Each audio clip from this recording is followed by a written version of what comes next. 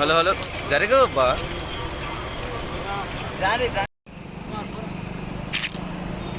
Okay sir. Madam కొంచెం సైడ్కి ఉండండి మేడం.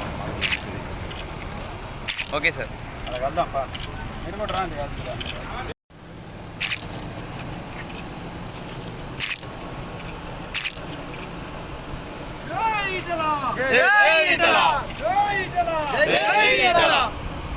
Okay okay sir. ప్రతి 2 సంవత్సరాలకు ఒకసారి మహాసభ జరుపుకుంటున్నాం. ఈ మహాసభ 27వ మహాసభ. పెద్దలు లక్ష్మారెడ్డి గారు మీరు తప్పకుండా రావాలంటే తప్పకుండా వచ్చిపోతా అని చెప్పి నాకు ఒక డాక్టర్ల మీటింగ్ ఉంది హైదరాబాద్లో.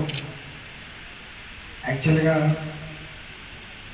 అక్కడ కనుక ఆ మీటింగ్ లేకపోతే ఈ రోజంతా మీతో గడిపేటువంటి భాగ్యం కలిగి ఉండాలి. నాకు భాగ్యం లేదు. ఇవాళ వారి పర్మిషన్ తీసుకొని నేను వెంటనే అక్కడికి వెళ్ళాలి కాబట్టి ముందుగా నేను మాట్లాడుతున్నా. ఈ కార్యక్రమానికి మిశ్రా గారు వచ్చిండు, పెద్దలు కిషన్జీ గారు ఉన్నారు, సత్తయ్య గారు, రామరెడ్డి గారు, నాయక్ గారు, వేదిక మీద నుండి పెద్దలకు, సింగరేణి బొగ్గని కార్మికులకి, వారికి సంఘీభావం వచ్చినటువంటి సింగరేణి ఏదో రాష్ట్ర ప్రభుత్వ సంస్థ మాత్రమేటువంటి చర్చ ఈ మధ్యలో జరుగుతూ ఉంది. రెండవ చర్చ జరుగుతూ ఉంది. భారత ప్రభుత్వం కక్షపూరితంగా పగబట్టి సింగరేణిని ప్రైవేటైజేషన్ చేయడం కోసం కుట్ర చేస్తున్నటువంటి ప్రచారం జరుగుతూ ఉంది. ఎంత నీచమైన ప్రచారమో గంటల తరబడి చెప్పగలిగేటువంటి సబ్జెక్ట్ ఉన్నప్పటికీ కూడా నేను కొన్ని విషయాలు మాత్రమే చెప్పి నేను కళ్ళ ముందు పెడతా. ఎందుకంటే నాలాంటి వాళ్ళు మాట్లాడుతున్నప్పుడు మొత్తం కార్మిక వర్గం అంతా చూసే ఆస్కారం ఉంటుంది కాబట్టి తెలియకుండా అర్ధ సత్యాలతో మాట్లాడే అలవాటు లేని వాళ్ళం కాబట్టి ఏది మాట్లాడినా జిమ్మెదారితనంతో బాధ్యతాయుతంగా ఉన్నవాళ్ళం కాబట్టి మీకు తెలిసిన విషయాలు అయినప్పటికీ కూడా తప్పకుండా కొన్ని విషయాలు మీకు చెప్పిపోదామని చెప్పి ఇక్కడ రావడం జరిగింది. రెండవ మాట, మరి స్వాగత ఉపన్యాసంలో సత్యనారాయణ గారు చెప్పింది, సత్యం గారు కేసులు పెడుతున్నారు, వేధింపులు చేస్తున్నారు. ఇది ఒక్క దగ్గర కాదు, అన్ని రంగాల్లో కూడా గదే పని జరుగుతుంది తెలంగాణ వ్యాప్తంగా. ప్రపంచంలోనే గొప్ప సంస్థగా ఎదిగే దానికోసం ప్రణాళికలు రచించబడుతున్నాయి. నా సింగరేణి ఆస్ట్రేలియాలో, జార్ఖండ్లో, ఒరిస్సా లాంటి రాష్ట్రాల్లో కూడా సింగరేణి సంస్థ విస్తరిస్తుంది. లక్షలాది మంది తెలంగాణ బిడ్డలకి ఉపాధి కల్పించే భాగ్యం కలుగుతుందని చెప్పి ఇక్కడే స్వయంగా ఆనాటి ముఖ్యమంత్రి గారి హోదాలో వచ్చి వారు చెప్పి వారు అంటున్నారు, ఈ 7.5 సంవత్సరాల కాలంలో ఎప్పుడైనా ఉపన్యాసాలు ఇచ్చేది 1,16,000 మంది కార్మికులతో కలకల్లాడిన సింగరేణి వెలవెలిపోతా ఉంది, దుమ్ము రేగిపోతా ఉంది. నా గోదావరి కని నమ్ముకొని, నా సింగరేణి కార్మికులను నమ్ముకొని ఉత్తర తెలంగాణలో లక్షలాది మంది చిన్న చిన్న వ్యాపారం చేసుకునే వాళ్ళు గొప్పగా జీవించే భాగ్యం కలిగింది. ఆ జీవితాలతో మమేకమై, ఈ జీవితాలతో అల్లుకొని బతుకుతా ఉన్నారు నా ఉత్తర తెలంగాణ ప్రజలని చెప్పి మాట్లాడి, అలాంటి సింగరేణి ఇవాళ 7.5 సంవత్సరాల కాలం తర్వాత ఆస్ట్రేలియాలో, ఒరిస్సాలో, జార్ఖండ్లో సింగరేణి మైనింగ్ చేస్తా అని చెప్పి ప్రకటించిన తర్వాత ఇవాళ కూడా సింగరేణిలో మన కార్మికుల సంఖ్య కేవలం 43,000 మంది మాత్రమే. గొర్రెదోక బెత్తనట్టుగా ఎక్కడ వేసిన గొర్రెలు అక్కడనే ఉంది తప్ప ఒక కార్మికుడు కూడా పేరలేదు. కేసీఆర్ గారి మాటలకి చేతలకి ఎంత పొంతన ఉందో దాన్ని బట్టి మీరు అర్థం చేసుకోండి. నేతి బీరకాయలో నెయ్యి ఎంత సత్యమో కేసీఆర్ గారు మాట్లాడే మాటల పట్ల కూడా అంతే సత్యం ఉండే విషయం తెలంగాణ ప్రజలకు అర్థమైపోయింది. రెండవ అతి ముఖ్యమైనది, ఆనాడు సింగరేణి లేకుండా తెలంగాణ ఉద్యమం సంపూర్ణం కాదని, ఆర్టీసీ కార్మికులు లేకుండా సంపూర్ణం కాదని, ఉద్యోగుల పార్టిసిపేషన్ లేకుండా సంపూర్ణం కాదని, చైతన్యానికి మారుపేరుగా ఉన్న విద్యార్థి లోకం పాల్గొనకుండా సంపూర్ణం కాదన్న ముఖ్యమంత్రి గారు స్వయంగా చూసిండు. ఏ చైతన్యం, ఏ కార్మిక వర్గ ఐక్యత ఆనాడు సింగరేణి సమ్మె చేస్తే వణికిపోయింది. కానీ అలాంటి కార్మిక సంఘాలని ఇవి ఉండకూడదని చెప్పి దాన్ని నిర్వీర్యం చేసి నా సింగరేణి చైతన్యం, నా ఆర్టీసీ కార్మికుల చైతన్యం, నా మున్సిపల్ కార్మికుల చైతన్యం ఇవాళ ఏమైపోయిందో మీరు చూసారు. హుకుం జారీ చేస్తాడు ప్రభుత్వంలో కూర్చొని కార్మిక వర్గం దరిద్రంలో ఉండడానికి, మొత్తం బస్సు పట్టి పోవడానికి కారణమే కార్మిక సంఘాలని చెప్పి ప్రవర్తించిన వ్యక్తి కేసీఆర్ గారు. అందుకే ఆనాడు ఆర్టీసీ కార్మిక సమ్మె చేస్తే ఏమని చెప్పిండు? ఆర్టీసీ కార్మిక సంఘాలే ఆర్టీసీని చంపుతున్నాయి, ఆర్టీసీ కార్మికులను స్తంభింపజేయండి, దాన్ని మొత్తం విత్డ్రా చేసుకోండి, సంఘాల నుంచి బయటికి రండి అని చెప్పి ఆదేశిస్తే ఆనాడు మీకు తెలుసు ఆర్టీసీ కార్మిక సంఘాన్ని రద్దు చేసుకొని అయ్యా అని దండం పెట్టి మా కుటుంబాన్ని చూడండి, మా పిల్లలు చూడని చెప్పి మోకాళ్ళ మీద కూర్చొని వేడుకున్నారు, మోచేతుల మీద వేడుకున్నారు. అనేక మంది చనిపోయిన ఉదాహరణ ఇప్పుడే మన కళ్ళ ముందు కదలాడుతూ ఉన్నారు. అట్లాంటి వ్యక్తి కేసీఆర్ గారు.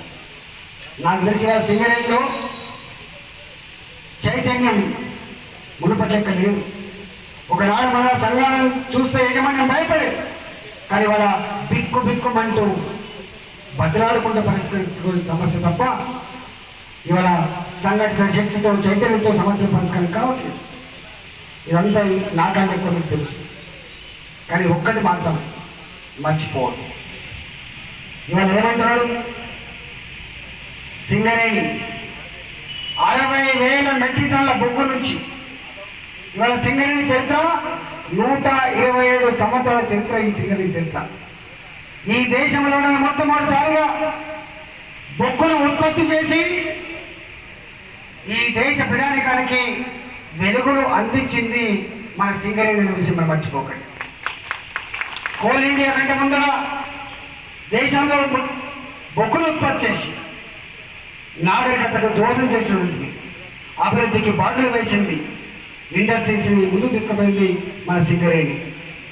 అలాంటి 60,000 మెట్రిక్ టన్నులతో మొదలైన సింగరేణి 6 కోట్ల మెట్రిక్ టన్నుల బొగ్గు, 60 మిలియన్ల టన్నుల బొగ్గు, 600 లక్షల టన్నుల బొగ్గు ఇవాళ నా సింగరేణి ఉత్పత్తి చేస్తా ఉంది.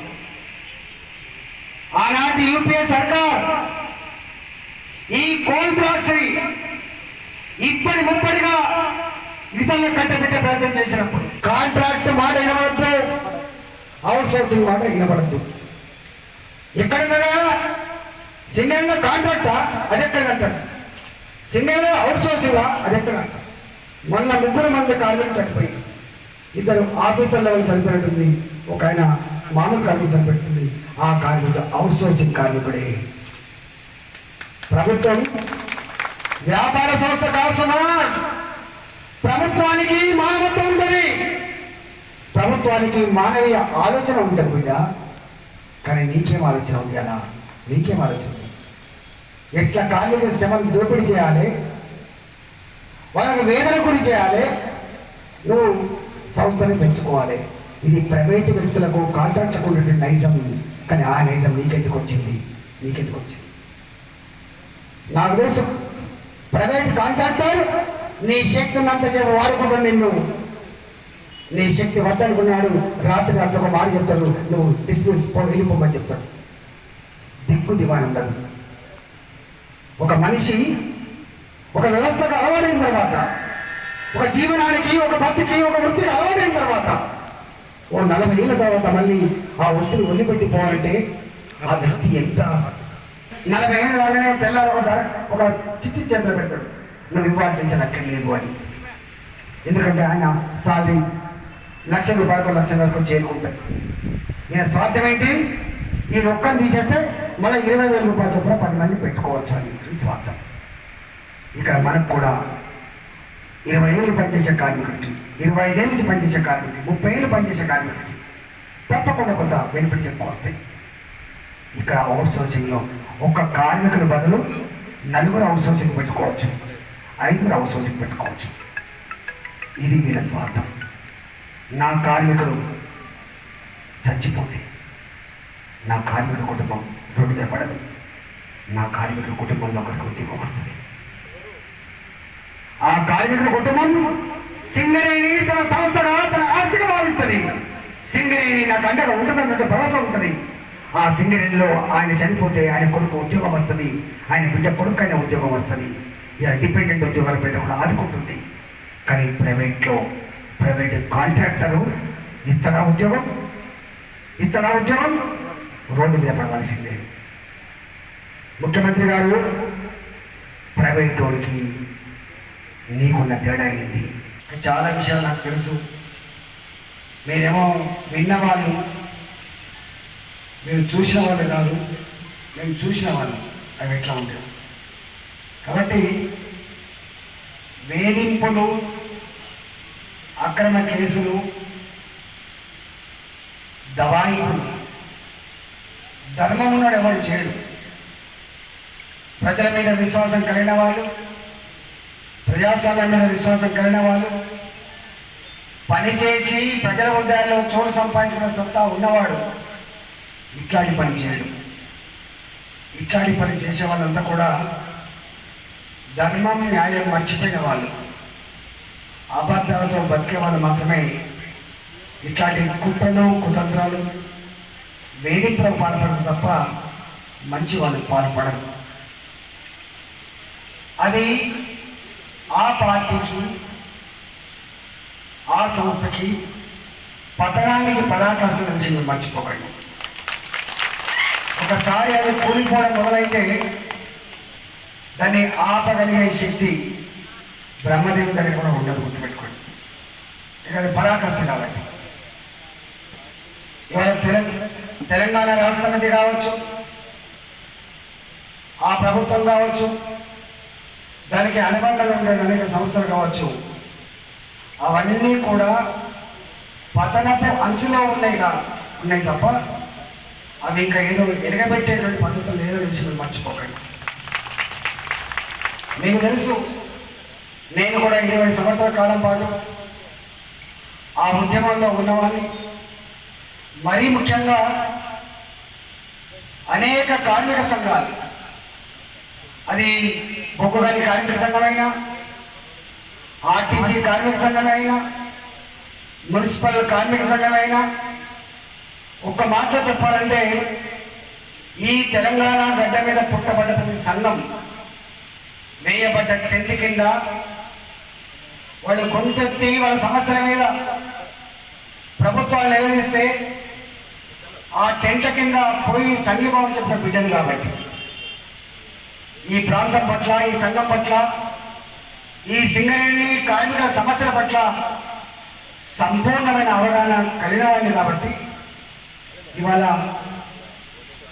ఒక్కడు మాత్రం గతంలో చూసినా ఇవాళ చూస్తున్నా, ఆనాడు నేను మంత్రిగా ఉన్నాడు, ఇదే పెద్ద గ్రౌండ్లో మీటింగ్ పెట్టి ముఖ్యమంత్రి గారు అనేక మాటలు చెప్పిండు. అదే ఒక్క మాట నేను గుర్తు చేస్తా. కోర్టుకు పోతే ఆనాటి సుప్రీంకోర్టు జడ్జిమెంట్ ఇచ్చింది, ఇవన్నీ అలకేట్ చేయడం తప్పు, ఇది అక్రమం అని చెప్పి వాటన్ని కూడా రద్దు చేసింది సుప్రీంకోర్టు. మన మోడీ గారు అధికారంకి వచ్చిన తర్వాత 2015లో మైన్స్ అండ్ మినరల్ డెవలప్మెంట్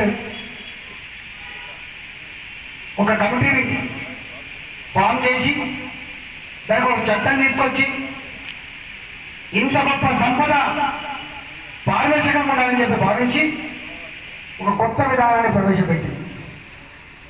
ఆ కొత్త విధానంలో సింగరేణి కావచ్చు, కోల్ ఇండియా కావచ్చు, ఎవరు తీసుకోవాలన్నా కూడా ట్రాన్స్పరెంట్గా మీరు రాయల్టీ పే చేసి తీసుకోవాలని చెప్పి ఒక కండిషన్ పెట్టింది. దాంట్లో 4% మినిమంగా ఉండాలి, 4% మినిమంగా ఉండాలి. టెండర్లలో పాల్గొనక అలకేట్ చేసుకునే సంస్థలు ఏవైతున్నాయో 14% పే చేయాలని చెప్పి వాళ్ళు కోరేది. దాంట్లో కోల్ ఇండియా తీసుకున్నా, సింగరేణి తీసుకున్నా, ఎవరు తీసుకున్నా కూడా తప్పకుండా 14% కట్టాల్సిందే. దాంట్లో భాగంగానే మన రాష్ట్ర సింగరేణి రెండింటిని దక్కించుకున్నది. ఒకటి నైని దాదాపు 10 మిలియన్ల టన్నుల బొగ్గు per annum. After 7 years 15 million tons. అంటే ఇవాళ సింగరేణి ఉత్పత్తి చేసే దాంట్లో 1/4 ఉత్పత్తి ఒక నైని బ్లాక్ నుంచే ఉత్పత్తి చేసే కెపాసిటీ కోల్ మైన్. 40 సంవత్సరాలు బొగ్గు తీసిన తరగని గొప్ప సంపద ఆ నైని బొగ్గలలో ఉందని చెప్పి భారత ప్రభుత్వం దాన్ని అలకటి చేసింది మనకి. రెండవది నీరు పాత్రపద. దాని కెపాసిటీ సంవత్సరానికి 17 మిలియన్ టన్నులు. ఆఫ్టర్ 7 years దాని ఉత్పత్తి 22.5 మిలియన్ టన్నులు. అంటే ఆల్మోస్ట్ కూడా మనం ఎంతైతే 60 మిలియన్ల బొగ్గులు ఉత్పత్తి చేస్తున్నామో 3వ వంతు బొగ్గు ఉత్పత్తి ఆల్మోస్ట్ 15 + 20 దాదాపు 40. అంటే ఇప్పుడు ఉత్పత్తి అయిన బొగ్గులు 65 నుంచి 70% బొగ్గు ఆ 2 బ్లాకుల నుంచి వస్తుందని చెప్పి మనం తీసుకున్నాం. అదేవిధంగా ఇక్కడ కూడా 4 మైన్స్. ఇక్కడ మనం 4 మైన్స్. శ్రావణపల్లి మైన్స్, అది చిన్న mine 2.5 million tons. After 7 years 3.75 million టన్నులు. కళ్యాణ కని 6 ఇంక్లైన్, దాని ఉత్పత్తి సామర్థ్యం 1 మిలియన్ టన్ ఫర్ యానం. అది ఆఫ్టర్ 7 years 1.5 మిలియన్ టన్స్. అదేవిధంగా సత్తుపల్లిలో JVR మైన్స్, జలమండలో సత్తుపల్లి మైన్, దాని capacity 5 million metric tons. After 7 years 7.5 million metric tons. అదేవిధంగా కోయగూడెం అది 3.5 టన్నులు. ఆఫ్టర్ 7 years 5 చిల్లర అవుతుంది. అంటే ఎందుకు చెప్తున్నది అంటే ఈ 4 మైన్లు కూడా కేంద్ర ప్రభుత్వం సింగరేణిని తీసుకోమని చెప్పింది. వాళ్ళు తప్పంటారు. వాళ్ళు కూడా ఆఫర్ ఇచ్చిన వాళ్ళు ముఖ్యమంత్రి గారిపై అడగలే, ప్రధానమంత్రి గారిని అడగలే, కోల్ మినిస్టర్ అడగలే, ఆఫీసర్పై అడిగింది. ఎందుకంటే ఇక్కడ ఓల్ బండి ఎక్కువ ఉంటుంది కాబట్టి, డెప్త్ ఎక్కువ పోవాలి కాబట్టి, వైబుల్ కాదు కాబట్టి, ప్రైవేట్ వాళ్ళు వస్తలేరని చెప్పి, ఎవరు వస్తలేరని చెప్పి వీళ్ళు నిబంధన ఎక్కితే వాళ్ళు పిలిచి వాళ్ళు ఒకటే అన్నారు, మినిమం 4 బండ్లు కడితే మీకు అలకటి చేసే ఆస్కారం ఉందని చెప్పి వాళ్ళు చెప్తే ఆ 4 మైళ్ళను ఇప్పటి వరకు కూడా వాళ్ళు పోలే అగ్రిమెంట్ చేసుకోలేదు. మూడవది పెనుగడప అని ఒకటి ఉన్నది కొత్తగూడెం దగ్గర. పెనుగడప అది కూడా ఇప్పటి వరకు పని మొదలు పెట్టలే. ఆనాటి సమైక్య రాష్ట్రం ఆంధ్రప్రదేశ్ రాష్ట్రంలో ఆనాటి ప్రభుత్వం కేంద్ర ప్రభుత్వం స్వయంగా మాకు బోర్డుని కోళ్ళు ఉన్నాయి, మాకు మైనింగ్కి కష్టం లేదు, మీరు ఎవరికైనా ఇచ్చుకోండి అని చెప్పి 6 మైళ్ళు రికమెండ్ చేసింది. 6 మైళ్ళలో తాడిచెర్ల ఓపెన్ కాస్ట్ మైన్, మీకు తెలుసు తాడిచెర్ల ఓపెన్ కాస్ట్ మైన్ కావచ్చు, చెర్ల 1, చెర్ల 2 మనకు ఛత్తీస్గఢ్ బార్డర్లు ఉంటాయి. ఆ 2 మైన్లు కావచ్చు, అనిశెట్టిపల్లి ఖమ్మం జిల్లాలో ఉన్న మైన్ కావచ్చు, పునుకుల చిలుక అదొక మైన్, స్వయవర్మ వెస్ట్. ఇప్పుడు ఈ 3 కూడా చెర్ల 1, చెర్ల 2, సోమవరం వెస్ట్, ఈ 3 కూడా ఆంధ్రప్రదేశ్లో ఉన్నాయి. ఎందుకు నువ్వు నైని ఆ పక్కకు ఉన్న బుక్కలలో ప్రైవేట్లో తెచ్చే ప్రయత్నం చేస్తావు? తింటాడు మనవుడు, ఒక్కడు తింటే ₹1 తింటాడు. ఒకవేళ మనకు లాస్ వస్తే 50 లక్షలు లాస్ వస్తుండొచ్చు, కానీ మన వాళ్ళు తింటారు విషయం మర్చిపోకు. కాంట్రాక్ట్ ఒకటి తింటాడు, ఎట్లా సంపాదించాలో మనం చూస్తలేమా?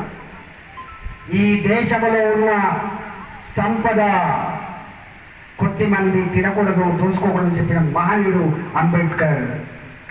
డెవలప్మెంట్ విత్ ఈక్వల్ డిస్ట్రిబ్యూషన్ చెప్పిన మహనీయుడు అంబేద్కర్. ఇవాళ అలాంటి అంబేద్కర్ గారు ఇచ్చిన ఈ రాజ్యాంగం సాక్షిగా ఇక్కడ ఉన్న పాలకులు చేస్తున్న పని ఏందో ఒకసారి ఆలోచించేయండి. ఇవాళ చాలా విషయాల మీద వీళ్ళు మాట్లాడతాం, కానీ మళ్ళీ 2 విషయాలు చెప్పబోతున్నా. కేంద్ర ప్రభుత్వం సింగరేణి ప్రైవేటీకరణ శుద్ధ అబద్ధం. దీని మీద అసెంబ్లీలో చర్చకు సిద్ధం, దీని మీద రామగుండంలో చర్చకు సిద్ధం, దీని మీద ఇంకెక్కడైనా చర్చకు సిద్ధం. ఎవరు వచ్చినా చర్చ చేయడానికి సిద్ధంగా ఉన్నాం. నెంబర్ 1. నెంబర్ 2 సింగరేణిలో అనేక సర్వీసెస్ ఇవాళ ప్రైవేటైజేషన్ చేస్తున్నది కేసీఆర్ ప్రభుత్వం అని చెప్తున్నా. దాని మీద కూడా చర్చకు సిద్ధం. నెంబర్ 3 మీరు కేంద్ర ప్రభుత్వ నిబంధనల తుమ్మలు తొక్కి మీరు ప్రైవేట్ మైన్స్ని ప్రైవేట్ కాంట్రాక్ట్లు కట్టుకుంటే ప్రయత్నం చేస్తున్నావు. దీని మీద కూడా చర్చకు సిద్ధం. కానీ విషబీజాలు నాటి కార్మిక వర్గంలో వైషమ్య తెచ్చగొట్టి సమస్య సృష్టించే ప్రయత్నం చేస్తే తాత్కాలికంగా మేము ఇబ్బంది పడుతుండొచ్చు, కానీ దాంట్లో మాడి మసైపోతామని చెప్పి హెచ్చరిస్తున్నా. కార్మిక వర్గ సోదరులారా, నేను 20 ఏళ్ళు మీతో ఉన్నవాడిని. తప్పకుండా వస్తాం. ఇంతకుముందు లక్ష్మణ్ గారు చెప్పిన తప్పకుండా మళ్ళీ వస్తాం. బ్రహ్మాండంగా కేంద్ర ప్రభుత్వం కూడా మాట్లాడతాం. రాష్ట్ర ప్రయోజనాన్ని కాపాడడం కోసం ఈ రాష్ట్ర భారతీయ జనతా పార్టీగా మేము కూడా ఉంటామని విషయం మర్చిపోకండి. ముందుగా మేము నా గడ్డ కోసం పనిచేస్తా, ఆ తర్వాత నేను దేశం కోసం పనిచేస్తా. మా కమిట్మెంట్ని, మా త్యాగాన్ని చెప్పించాల్సిన లేదు. మేము కూడా అవసరమైతే రాష్ట్ర ప్రభుత్వ ప్రయోజనం కోసం కావచ్చు, సింగరేణి కోసం కావచ్చు, సింగరేణి అభివృద్ధి కోసం కావచ్చు, సింగరేణికి లేదా ఇతర ప్రభుత్వ పరంగా నడిచేటువంటి ఈ బొగ్గుగని సంస్థలకు, మళ్ళా సింగరేణిలా ఉండే సంస్థలకు ఈ వెసులుబాటు కల్పించింది. దాంట్లో భాగంగా 116 మైళ్ళని దేశవ్యాప్తంగా కోల్ ఇండియా తీసుకున్నది. పెట్టిన కండిషన్ లోబడి భారత ప్రభుత్వమే అయినా, భారత ప్రభుత్వ ఆధీనంలో ఉన్న కోల్ ఇండియా అయినప్పటికీ కూడా దాని లోబడి 116 మైళ్ళు తీసుకుంది. ఇవాటికి కూడా ఈ దేశవ్యాప్తంగా ఇంకా 90 మైన్స్ ఎవరు దరఖాస్తు పెట్టకుండా, ఎవరు తీసుకోకుండా మిగిలిపోయినటువంటి మాట వాస్తవం. మన సింగరేణి ఏమని చెప్పింది? మాకు అక్కర్లేదు. ఎప్పుడైతే కేంద్ర ప్రభుత్వం మైన్స్ని అలకేట్ చేస్తున్నాం, ఎవరికి అవసరం ఉన్న వాళ్ళు దరఖాస్తు తీసుకోండి అని చెప్తే వీళ్ళు చెప్పిన మాట ఏంటంటే మాకు సరిపోని మైన్స్ ఉన్నాయి, మాకు ఇప్పుడు అక్కర లేదు అని చెప్పి పాల్గొనకుండా ఉన్నారు తప్ప వీళ్ళు అడిగితే మాత్రం ప్రొజెక్ట్ చేయలేదు. కానీ ఇప్పుడు చెప్తున్నారు మొత్తం మైన్స్ అట ప్రైవేట్ పరం చేస్తున్నారు అనేటువంటి తప్పుడు అబద్ధ ప్రచారం చేస్తున్నాడు కేసీఆర్. సింగరేణి కార్మికులు ఉత్తర తెలంగాణలో 22 నియోజకవర్గాల్లో విస్తరించి ఉన్నారు కాబట్టి వాళ్ళ మెడలలో విషబీజాలు నింపి, కేంద్ర ప్రభుత్వానికి వ్యతిరేక భావాన్ని నింపి ఓట్లు దండుకున్నటువంటి నీచపు చిల్లర ప్రయత్నమే ఇవాళ ఈ ప్రైవేటైజేషన్ గుర్తు. నేను ఈ వేదిక అడుగుతున్నా, సింగరేణి ఎండి గారు కావచ్చు, ఆ సంస్థ చూసే మంత్రి గారు కావచ్చు, లేదా ముఖ్యమంత్రి గారు కావచ్చు, నేను అడుగుతున్నా, ఆనాడు టీఆర్ఎస్ పార్టీ శాసనసభాపక్ష నేతలు అడిగినా అన్నాడు, Tadicherla open mind, Tadicherla open cast mind ఎందుకు ప్రైవేట్కి ఇస్తున్నారు మీరు? సింగరేణి దగ్గర ఇంత మ్యాన్ పవర్ ఉండగా, సింగరేణి దగ్గర ఇంత మెషినరీ ఉండగా, సింగరేణి దగ్గర ఇంత ఆర్థిక నిల్వలు ఉండగా ఎందుకు మీకు చేతనైతలేదు? ఎందుకు మీరు ప్రైవేట్లో కట్టబెడతామని చెప్పి ఆనాటి సమైక్య రాజ్య శాసనసభలో అడిగింది నేను. ఈ పొగ్గు గణ మీద, కార్మిక వర్గ జీవితాల మీద సంపూర్ణమైన అవగాహన ఉన్నవాడిని. నేను ఈ జిల్లా బిడ్డను, నేను ఈ జిల్లా బిడ్డను.